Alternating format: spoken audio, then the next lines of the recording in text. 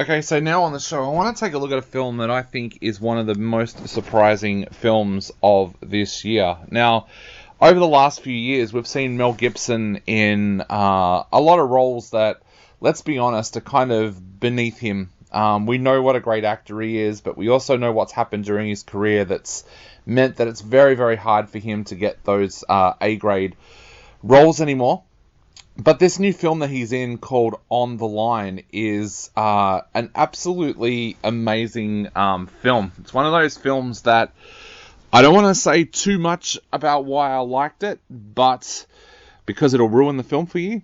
But I'm going to tell you enough to make you want to go and see it. Now, it's from director Roland Boulanger, and the film itself has Gibson play Elvis Cooney, a late-night radio host who's been doing this job for like 30-40 years, and he thinks he's top dog. Even though he's radio manager, like the manager of the station, Sam, played by Nadia Perez, kind of references that perhaps things aren't going as well as what they could do.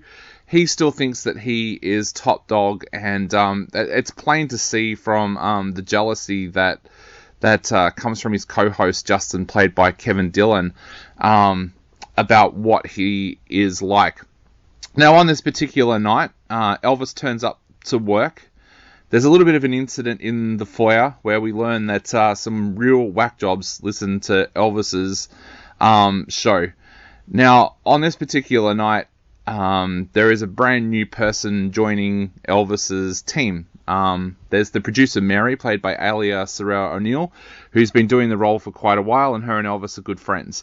But joining the team is another producer called Dylan, played by William Moseley, and it's his first night on the job. Everything is going well. There's a little bit of tension between Elvis and Dylan, I guess. And then all of a sudden, a caller calls through and says that he has kidnapped Elvis's wife and daughter, and he's going to kill them if Elvis doesn't do what he says.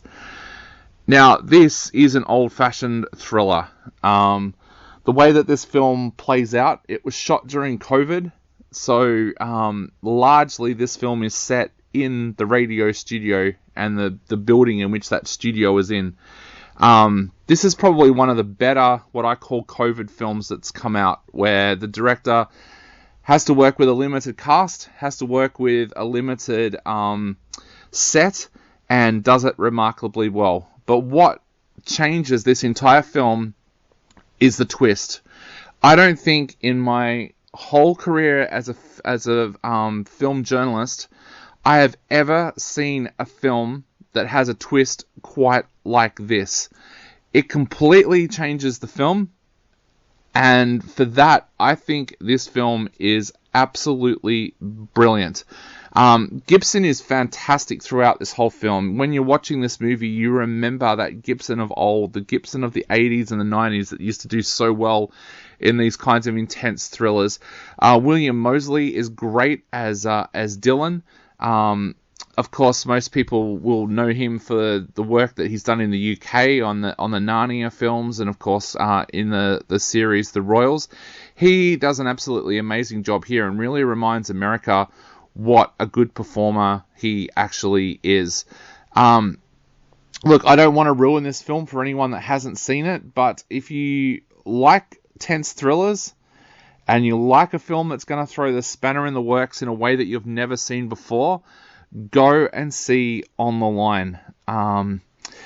There's only one thing stopping me from giving this film 5 stars, and that's something that I don't like that's later on in this film that I didn't feel worked. But the twist itself is just absolutely brilliant, and I don't know anyone that has seen this film yet that saw it coming. Go along and check out this film. You will not be disappointed. If you want to see one of the most surprising films of the year, go and see On the Line. I am going to give it 4.5 out of 5.